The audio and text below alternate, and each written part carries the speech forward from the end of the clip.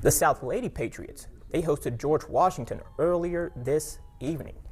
In the circle, Annie Shelton, she gets the fly out as Annalyn Wendland makes the catch on the run for the second out. And Shelton, she slams the door for the third out in the third inning. She gets the strikeout swinging.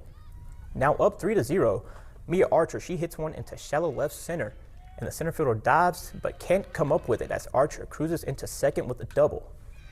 Here's Allison Kerfman at the plate. She drives one to the gap deep enough to push across another run. 4-0 Lady Patriots.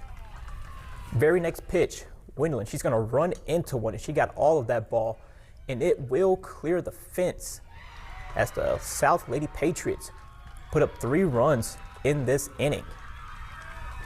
In the circle for George Washington, Camden McKinney, she gets the third out with the strikeout here, but not before South tacks on 3 runs. Now here in the bottom of the fourth, bases loading. Here's Peyton Mackey sending a liner back up the middle, and she drives in one with the RBI single. And Kerfman back at the dish, she finds some space in shallow right field that'll drive in 2 as the Lady Patriots pick up the 9-3 victory.